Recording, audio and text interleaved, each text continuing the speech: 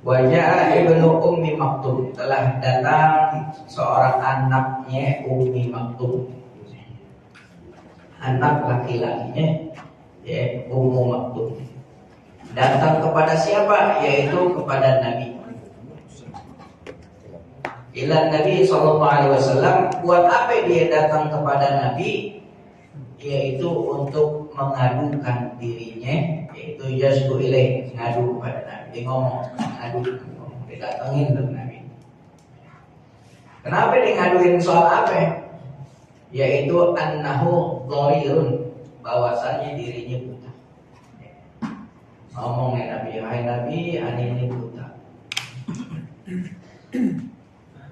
Buat jalan aja, orang buta gimana? Orang buta susah kok jalan ya. Kita yang mata ngelihat aja suka jatuh ya. Suka jatuh. Apa ya, orang apalagi kalau itu ya, kalau ada lubang kita nggak tahu ya, suka jatuh gitu. Apalagi naik motor, apalagi orang buta nggak ada naik motor kayaknya. Di luar negeri ada tuh orang buta di sepeda cuma pakai tektokan mulutnya dia doang. Kalau dia takoknya dekat, berbaliknya dekat berarti dekat tembok nih berarti kan.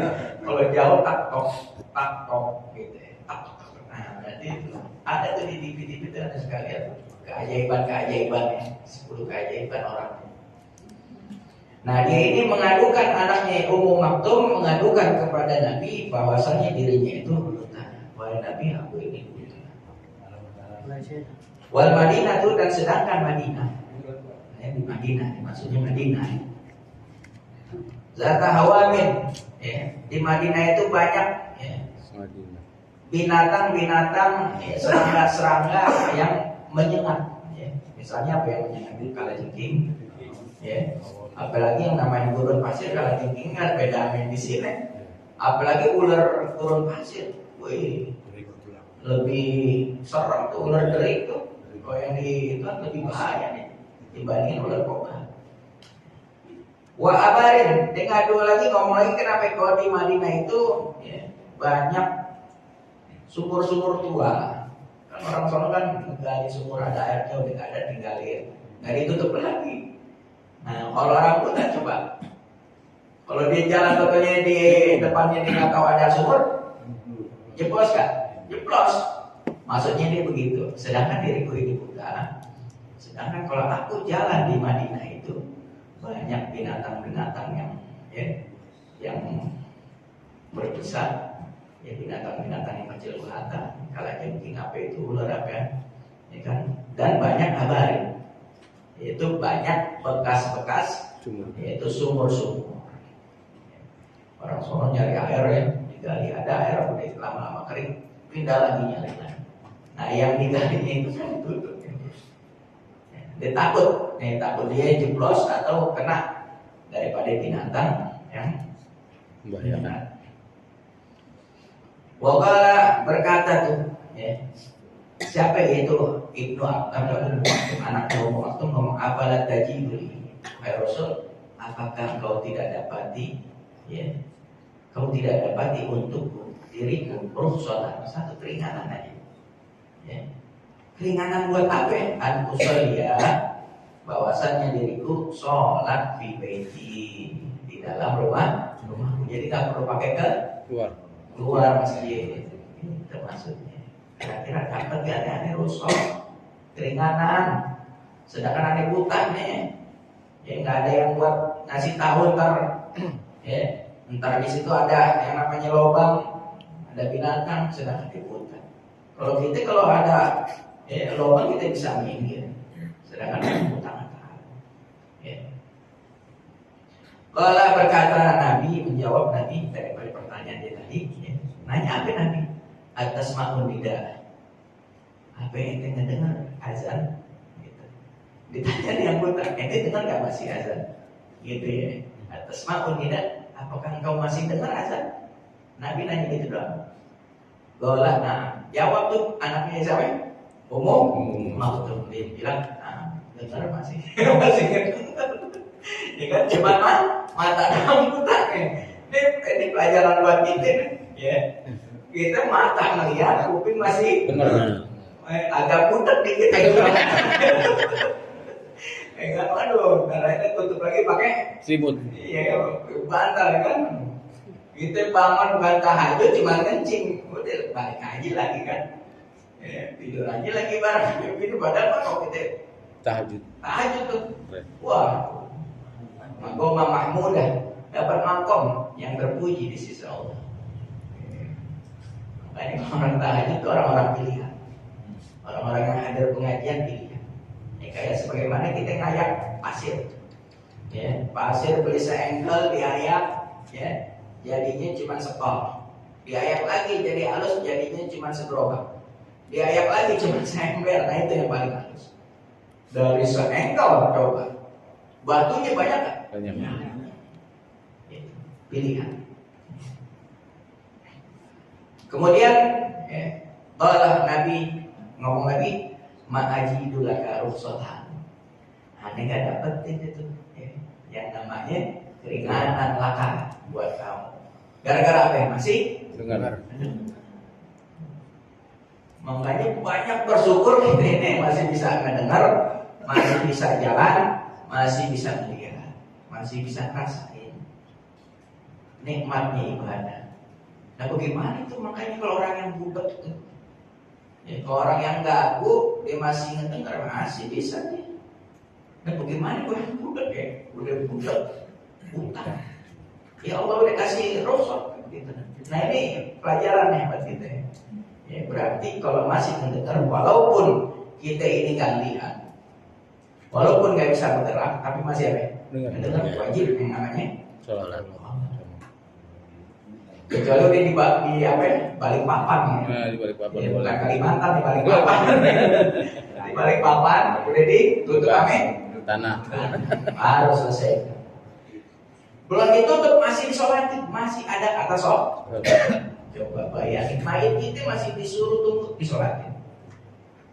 Nah udah selesai dikubur, nggak ada sholatin lagi, nggak disolatin. Bahkan mayat pun nunggu untuk disolat, diazanin, disolatin. Dia nggak tahu yang mana umurnya. Nabi bilang begitu, nggak ada rusuh, keringanan sedikit pun buat orang yang masih Mendengar. Kalau perlu ngesot, ngerangkap pun sekalipun ngerangkap itu mesti, karena masih mendengar. Wa anhu sallallahu alaihi wasallam diriwayatkan daripada Nabi Muhammad sallallahu alaihi wasallam bersabda bahwa salah satu la'anahumullah, Allah melaknat. Dari 3 orang Allah melaknat mereka. 3 orang aja, ya. Wa dzakara minhum rajulan yasma, yang mana disebutkan minhum di antara mereka ada seseorang dia mendengar. Dari 3 orang, misalnya ini kita hidup bertiga,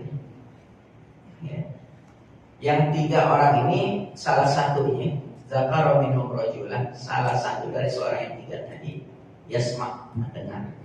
Apa ya? Hayya 'alas shalah, hayya 'alal falah. Dari yang 3 ini nih, lam yujibhu, dia tidak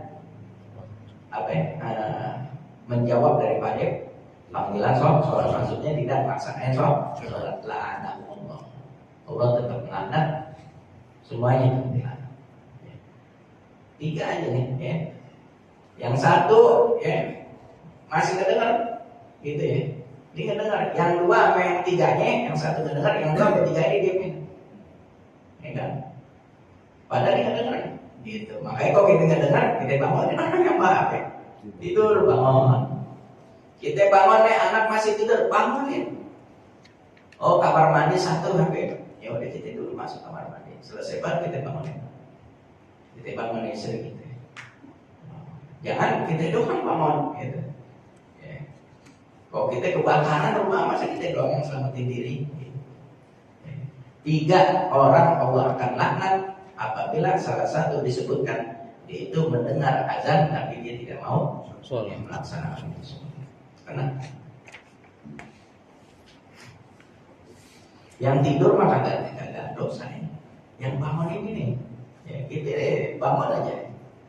Ngedengar sholat yang dengar azannya. Ya, kita diamin tuh yang tidur, dia mah tidur, zawalul akal, hilang akalnya, kesadarannya nggak jadi dosa nih. Yang dosa apa? Yang bangun. Ya, apalagi kalau dititipin untuk ngebangunin orang. Gitu. Qala sallallahu alaihi wasallam la sholata li jaril masjid. Waduh, keluar juga nih. Keluar juga nih omongan Nabi nih. Telah bersabda Nabi Muhammad sallallahu alaihi wasallam la sholata li jaril masjid. Tidaklah dikatakan ya, salat mendapatkan pahala salat ya, di jaril masjid bagi orang yang bertetangga dengan masjid. Ya. Illa fil masjid, kecuali dia sholat di masjid, enggak di ganjar sholat di masjid, di mana, di rumah. Sedangkan dia bertetangga dengan masjid. Keluar juga ya ini yang kita takut-takutin kan, mau sholat masjid, pada dekat banget itu, ya kan? Kayaknya jauh udah pindah ya kan, kalau kita memang agak-agak nggak bisa gitu ya. Teknologi dia. Jadi kalahnya kan. Tidak dikatakan sholat orang yang di dalam rumahnya sedangkan dia bertetangga dengan masjid, itu maksudnya. Walaupun dia sholat tidak diganjar, tidak dikatakan melakukan sholat. Illa bil masjid, kecuali dilarikan masjid. Wa mimma yang bagi wa yata'akkadu fi sholatil jamaati bitaswiyati sufufi wa qarasifiha. Daripada sesuatu yang wajib atau yang selayaknya, wa yata'akkadu dan ditekankan gitu, diberi tekanan fi sholatil jamaati di dalam sholat berjamaah. Yaitu apa ya? Di dalam sholat jamaah kita ditekankan untuk bitaswiyati sufuf wa qarasifiha. Kalau orang pernah dengar sebelum mulai sholat, sawu sufufakum fa inna taswiyatas sufuf min tamamis sholat atau min iqamatin sholat. Sawu ratakan, samakan sufufah, saf sufuf jamaahnya, barisan-barisan kalian. Fa inna taswiyatas sufuf, maka sesungguhnya meratakan, menyamakan sufuf itu barisan min tamamis sholat, termasuk daripada kesempurnaan sholat. Cuma ngomong gitu doang, pahalanya luar biasa. Kalau si ngomong gitu. Kalau misalnya di Madinah, di Mekah kan, ya, pakai taros, sawu wa taros, gitu. Taros itu sama, menyamakan. Ya. Wa taros fiha di dalam barisan. Ya. Jadi ditekankan selayaknya, seharusnya ditekankan di dalam sholat berjamaah, yaitu dengan meratakan, menyamakan saf. Ya. Menyamakannya dengan apa? Yaitu dengan bahu-bahunya, bukan dengan kaki-kakinya dilebarin, bahu aja. Ya. Kalau misalnya orang bahunya lebar, ya, kakinya nggak lebar, nggak masalah, bahunya aja. Sekarang bahunya anak kecil, kakinya disuruh melebar, coba bayangin. Ya. Nahan kakinya, lucu kan, ya kan? Kalau misalnya anak kecil kan bahunya kecil, suruh ngangkang, orang tuanya di sebelah sono, orang tuanya ngangkang, dia akhirnya jaga gawang. Jadi yang diapain, yang diratakan adalah Tahu. Ya, bukan kakinya, kaki cukup. Ya. Nggak boleh dirapetin, nggak perlu terlalu ngeng. Seenaknya aja itu ente punya ituan yang nggak terlalu kegencet, yang nggak terlalu kondakan. Ya kan gitu aja deh, sejengkal ya, misalnya sejengkal. Ya, jangan terlalu, nggak boleh dirapetin. Ini ditekankan oleh Nabi ya, untuk meratakan daripada saf di dalam barisan sholat. Waqala sallallahu alaihi wasallam, bersabda Nabi Muhammad sallallahu alaihi wasallam, sawu sufufakum. Kalau misalnya bahasa itunya sawaun kan sama ya. Sawa sawu ya. Sawu fil amr, domirnya sawu sufufakum. Ratakanlah, samakanlah. Ya. sufufakum, ya, barisan-barisan kalian kata Nabi. Wahadu baina manakibikum. Tuh, samain tuh, ratain tuh manakibik. Manakibik. Mankibun manakib. Yaitu pundak-pundak kalian. Walayinu, layyana layyinun layyin. Dobernya antum layyinu. Kibikum. Atau linu boleh juga. Lina, linu.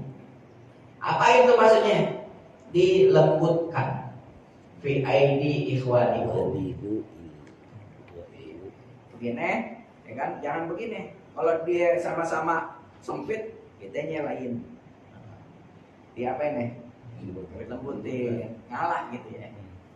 Oh yang sini nih, begini boleh. Bukan berarti kiri doang, kanan mesti ikut dia. Sama-sama kamu ngalah juga. Aduh. Kalau yang begini ada. Oh yang begini? Nah ini jangan deh. Pokoknya tetap begini, cuman kita begini. Ya, kiri. Pokoknya di atas pusar, di bawah dah. Bukan di dada begini. Nah, kok ini kayak ini ya nih, kayak yang ituan Firaun kan begini. Mungkin begini. Ada. Pokoknya yang benar tahta surah di atasnya pusar. Di bawah dada. Tahta sodri ya, pokok surah di atas pusar, di bawah dada. Bukan di atas dada atau sejajar sama dada, atau di pusar begini, di atas pusar. Ya begitu juga naruh mayit, tangannya begitu juga. Jangan di sini. Tetap di sini. Layyin, linu atau layyinu. Ya, lembutkan. Lana ya linu atau layyana yulayyin. Minta dilembutkan, lembutkanlah oleh kalian fi aidi, pada tangan-tangan kalian ikhwanikum, bersama tangan-tangan saudara-saudara kalian. Kok kanan nih, kanan nggak ada yang mau ngalah nih, masih begini juga kita ngalah. Kiri nggak mau ngalah ya udah. Atau emang ente dikerjain mungkin kanan kiri supaya ente mundur. Daripada ente gencet ya kan. Udah gitu kita pendek nih, sikut dia di sini gitu kan. Itu nanti orang-orang di Somali di Mekah Madinah Somali itu tinggi-tinggian.